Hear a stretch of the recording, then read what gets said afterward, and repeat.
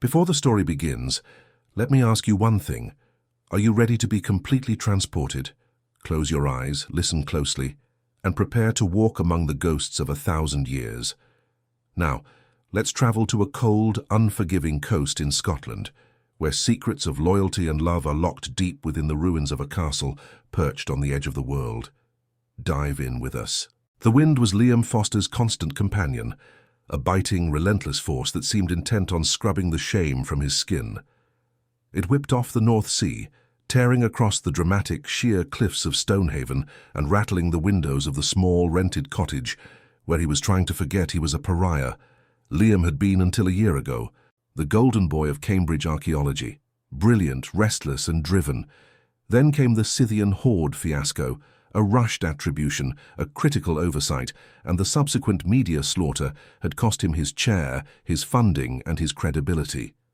He hadn't just made a mistake, he had betrayed the one thing he claimed to worship: truth. Dunnottar Castle, a breathtaking skeletal silhouette against the bruised Scottish sky, was his penance. He was here under a punitive, low-profile consultancy, a bureaucratic gesture to keep him nominally employed, cataloguing the structural deterioration of the oldest keep. It was dull work, meant for a technician, not a man who once believed he held the secrets of empires in his hands. On his third morning, the solitude was shattered by a flash of vivid color against the muted stone. Lena Novak was the castle's resident restoration specialist, and she moved among the crumbling masonry like a vital modern myth. She wore faded denim and boots. Her movements were economical and precise, and her hands, encased in soft leather gloves, handled the cold stone with an almost maternal reverence. Her hair, the color of aged copper, was usually pulled back, but a few strands always escaped, catching the sharp sunlight. Liam watched her for a full minute, leaning against a broken parapet. She was meticulously cleaning an ornate section of the castle's chapel, brushing away centuries of salt and grit from a carved coat of arms. "Beautiful work," Liam called out, his voice dry from the wind. Lena didn't jump. She just paused, her back straight, and turned her head slightly. Her eyes, the deep, complex shade of moss and seawater, met his. There was no recognition, no judgment, only professional assessment. "It is painstaking," she replied in an accent that hinted at Eastern Europe, but was softened by years in the UK. "You can't rush restoration, Dr. Foster. The past gives up its beauty slowly." The pointed reference to rushing hit him hard, even if it was unintentional. He felt the familiar sting of the Scythian Horde scandal. "I appreciate the lesson, Miss Novak." "Lena," she corrected, stepping back to admire her progress. "And you are the one cataloguing the foundations. It's hard to believe such a vast history rests on such fragile ground." "All history is fragile, Lena," Liam muttered, running a hand over the rough stone. "It only takes one lie or one misplaced stone to bring the whole edifice down." Lena studied him then, really studied him. She didn't press, she simply nodded. "Then our job is to find the truth, whether it's in the structure or the story." They fell into an uneasy proximity. Liam worked in the subterranean levels and the crumbling outer fortifications. Lena worked in the enclosed, more preserved spaces. They would meet at the narrow staircase connecting the Great Hall to the barracks, exchanging curt updates on moisture levels and stone integrity. The castle was a labyrinth of grief and grandeur. It had seen kings, sieges, and the hiding of Scotland's crown jewels from Cromwell's army. But the oldest part, the tower known as the Whistle Binkie, was the most mysterious. It was here, in the cold heart of the ruins, that Liam was meant to focus. One afternoon, while running a ground-penetrating radar scan, Liam noticed an anomaly. Not an expected void or fissure, but a strange density within the massive foundation stones of the Binkie, roughly 5 feet from the floor level, in a small windowless alcove. It was too small for a structural support, too regular for natural rock, and it was masked by a patch of later mortar work. He called Lena not a surveyor. He needed her delicate hands and intuition. Lena arrived, her skepticism quickly replaced by focused concentration. She knelt, running her gloved fingers along the joint where the old granite met the newer, poorer quality fill. "It's been patched over," she observed, her voice low. "A hasty job. Post-Civil War, perhaps." Liam handed her a fine archaeological trowel. Whatever is behind there is dense. Metal, maybe. Perhaps, Lena said, but she didn't look excited by the thought of gold. She was looking at the history. It feels like a secret, Liam, not just a hiding place. Working in silence, their movements synchronized, Lena chipped away the mortar, while Liam braced the stone above. It took nearly an hour of painstaking effort. When the mortar finally gave way, it revealed not a treasure chest, but a deep, narrow recess just large enough for a single leather-bound object. Lena reached in and pulled it out. It was a diary, its cover weathered and water-stained, secured with a tarnished silver clasp shaped like a coiled serpent. The scent of ancient leather, sea salt, and decay filled the cold air. A diary, Liam breathed, the professional archaeologist sparking to life again. He almost reached for it but stopped himself, letting Lena hold the delicate piece of history. She opened it carefully. The pages, though brittle, were filled with a fine, looping script written in rich brown ink that had stubbornly refused to fade. The date on the first legible entry was 1648. "It belonged to a woman," Lena whispered, tracing the name written on the inside cover. Lady Elara. They carried the diary back to the warmth of Lena's small temporary office in the modern visitor center, a space filled with restoration tools, conservation chemicals, and the aroma of strong coffee. Liam had been seeking a sensational find to cleanse his name. What he found was something far more intimate, a conversation with a ghost. Lady Elara's story unfolded over days of meticulous translation. She was the daughter of the castle governor during the period of the English Civil War, a period when Dunnottar was besieged and the crown jewels were famously smuggled out. But Elara's entries spoke less of politics and more of a desperate hidden love with Captain Ronan MacLeod, a loyalist officer tasked with defending the garrison. Their love was impossible. Ronan was of the lesser nobility, and Elara was promised to a powerful, cruel lord who could secure her family's fortunes. Their entries were a searing indictment of duty versus passion, written in secret, stolen moments. "The sea takes all my sighs and carries them to him. How can loyalty to a crown compare to the loyalty of a soul bound to another? Ronan calls me his North Star, the fixed point in his endless war, but I am merely a captive in my own stone prison." As Liam read Elara's words, he started to see his own scandal differently. He had chased fame, betraying his loyalty to the careful process of archaeology. Elara and Ronan had risked everything for loyalty to each other. The diary wasn't just a romance, it was a chronicle of the siege and a secret history. Elara wrote of a final mission Ronan undertook, not to defend the castle, but to protect something Elara considered irreplaceable, something tied to her father's honor and the lost cause of their house. She hinted that he had hidden it somewhere near the sea, using a cipher based on the psalms she read in the chapel. "I have made a map of sorrow.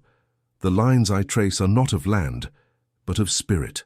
Find the stone where the first light falls, and the words that bind us will show the way to his final trust." The discovery transformed the dynamic between Liam and Lena. The brittle shell of professional distance cracked, replaced by the shared intensity of a mystery, and a growing silent acknowledgement of a similar vulnerability. Liam was humbled by Elara's steadfast loyalty. Lena was drawn to Liam's focused passion, which had returned now that the pursuit was personal and honorable. One evening, after working late, they were hunched over a transcription, the glow of the desk lamp illuminating the dust motes dancing in the cold air. The tension was thick, weighted not with conflict, but with unspoken feeling. Lena leaned back, running a tired hand through her hair. "They deserved to be together," she murmured, looking not at the text but at Liam, "to be free of the ghosts of duty." "They defined loyalty differently," Liam said softly, his gaze locked on hers. "To love someone so fully that you protect their honor even in death, that's a redemption in itself." He reached out, not to touch her, but to gently brush a speck of parchment from her cheek. His fingers lingered for a fleeting moment, a spark that felt like centuries of history culminating in one touch. Lena closed her eyes, breathing in the scent of him. Cold air, old stone, and the faint, clean scent of his skin. When she opened her eyes, the moss green was turbulent. "Liam," she whispered, her voice husky. He needed to confess. He needed to be seen. The Scythian horde. I saw what I wanted to see. I compromised the process because I was greedy for the glory. I betrayed the trust of the past. His voice cracked. I am not the honorable man Ronan was. Lena reached for his hand, her touch steady and warm. Ronan made his mistakes too, but Elara forgave him because he returned in spirit to protect her. Forgiveness is a choice, Liam. You don't need an ancient find to buy back your honor. You just need to choose to be meticulous, to be honest with the history and with yourself. That night, the silence of the castle was replaced by the low roar of the sea and the sound of two people finally laying their defenses down. The ruins outside seemed to hold their breath, witnessing a connection as fierce and vital as the one penned centuries ago. They moved to the rough-spun sofa in the corner of the office, the air thick with unspoken need. Liam looked at Lena, seeing past the meticulous restorer to the woman who carried the burden of the past with grace. She saw past the disgraced professor to the man whose brilliance was fueled by a yearning for truth. When Liam finally kissed her, it wasn't a rush of heat, but a slow, careful exploration, like studying a fragile artifact. Her lips were soft, cool from the evening air, and she tasted faintly of coffee and salt. He deepened the kiss, his hand tracing the line of her neck, feeling the rapid pulse beneath his thumb. Lena's hands moved to his jacket, quickly shedding the layer of propriety. She pulled him closer, an urgency rising from the depths of her quiet nature. The shame and scandal that had defined Liam seemed to melt away under her steady, demanding touch. In her arms there was only the present, a fierce, honest reality. He lifted her gently, maneuvering so she was half lying on the sofa, her copper hair spilling over the cushions. He knelt over her, studying the passion that now clouded her beautiful eyes. "Lena," he breathed, his voice rough. "Let me see you." She nodded, a silent permission, a demand. They shed their clothes slowly, deliberately, the low light emphasizing the contrasts. The pale, cool marble of her skin against the rough wool of the blanket they hastily arranged. His touch was no longer the tentative stroke of a colleague, but the possessive claim of a lover who had found his solace.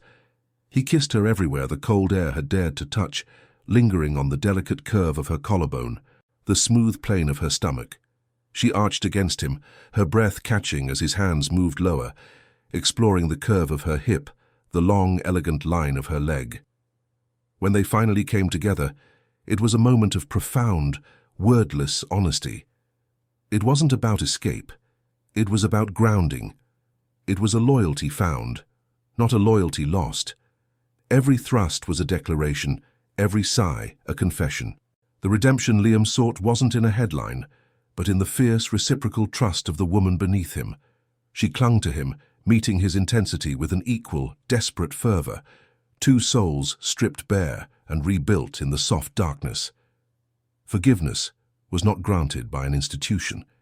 It was granted here in the quiet truth of their shared intimacy. Afterward, lying tangled beneath the heavy blanket, they returned to the diary. The erotic urgency was replaced by the calm, unbreakable bond of shared purpose. The cipher in the diary was the key. Elara's hint: "Find the stone where the first light falls, and the words that bind us will show the way to his final trust." They pored over the text, cross-referencing Elara's personal writings with the Psalms she referenced. They discovered that Elara used the first letter of the first word on specific pages of her prayer book, corresponding to the date of Ronan's final secret mission. The sequence of letters formed an old Scots phrase. They cracked the cipher: "The deepest sleep, beneath the dragon's eye." The dragon's eye. Dunnottar was famous for its geology, but no common map showed a dragon's eye. Lena, the restorer, had the answer. "It's a natural feature, Liam," she explained, pulling up an old geological survey on her laptop. "A sea arch, constantly battered by the waves, that connects the mainland cave system to the base of the castle rock. Locals call it the Dragon's Eye because of the way the light shines through it at low tide. The deepest sleep, the sea cave." They planned the excursion for the next morning, when the tide was at its lowest point of the month. They acquired ropes, headlamps, and waders. their movements efficient and driven. This was not about gold. It was about laying two ancient lovers to rest and proving the loyalty that had united their story. The air in the cave system was cold and tasted of brine and basalt. They moved slowly, their headlamps cutting through the absolute blackness. The dragon's eye opened into a small dry chamber at the very base of the cliff on which Dunnottar stood, far below the waterline at high tide. Inside the chamber, the first light that Elara mentioned was indeed present. A tiny fissure in the ceiling hidden from above allowed a single, narrow beam of morning sun to pierce the darkness and land on a single, flat slate slab tucked into the rock wall. Lena knelt, her heart pounding. "It's here, Liam." Liam, forgetting his professional scandal, his need for vindication, felt only awe. This was archaeology in its purest form, the intimate revelation of a human story. They used a small lever to carefully pry open the slab. Inside was a container made of lead, sealed with pitch. Lena gently lifted the container. Inside, nested in dried heather, was the treasure. It wasn't gold or jewels. It was a thick, parchment scroll, tightly rolled and tied with a faded ribbon. Beside it lay a heavy iron signet ring, Captain Ronan MacLeod's seal. Liam carefully unrolled the scroll. It was not a title to land or a cache of money. It was a detailed signed confession from Elara's father, the governor. The governor, fearing execution by the crown, had indeed committed treason by misdirecting the shipment of vital supplies during the siege. He had planned to sell the estate to the enemy. Ronan, discovering the plot, had not fled but had risked his life to expose the father's treason to the loyalists, thereby saving the honor of Elara and the legacy of the castle. He was executed, not for treason, but for insubordination to mask the governor's true crimes. Ronan's sacrifice was proof of his unwavering loyalty to his love and his king, even at the cost of his life and reputation. The scroll cleared Ronan's name, detailing the father's deceit, and was hidden to protect Elara, whom the father had forced to swear loyalty to him. Liam looked up, the single shaft of light illuminating his face. Ronan wasn't a deserter. He was a martyr. He was loyal to the end. And Elara kept his secret to protect his truth until the time was right. Lena's eyes were glistening. "The secrets that bind generations," she murmured, touching the iron ring. "We didn't find a fortune, Liam. We found a story of true loyalty finally revealed."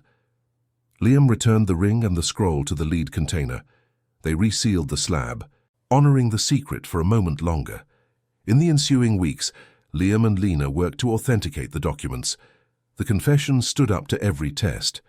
Liam, in a public statement that was humble, meticulous, and focused entirely on Ronan MacLeod's honor, presented the findings.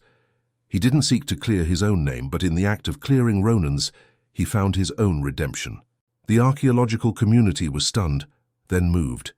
His meticulous attention to detail, the very quality he had once betrayed, had won him back his respect. But Liam was no longer concerned with respect. He was only concerned with Lena. One evening, back on the cliffs overlooking the sea, they stood together, watching the sun dip into the churning water. "What now, Liam?" Lena asked, leaning into him. He wrapped his arms around her, holding her tightly against the unrelenting wind. "Now, we find a way to honor our own story. I have an offer to teach again, but I won't take it unless I can continue field work with you." Lena smiled, her eyes crinkling at the corners. "I think the great castles of the world could always use a meticulous restorer and a redeemed archaeologist." "Loyalty, Lena," Liam said, kissing her hair. "That's what Ronan and Elara taught us. Loyalty to the truth and loyalty to each other." They walked away from Dunnottar that evening, not with gold, but with a treasure far more valuable, a clean slate, a shared secret, and a future bound by a love built on the forgiveness of the past. The ruins stood silent, having finally given up their secret, ready for the next chapter of history to be written in their shadow. If you love this story and want to hear more like it, please hit that subscribe button. It truly means the world to us and helps us grow. And hey, while you're at it, let's aim for 50 likes on this video. Help us smash that goal.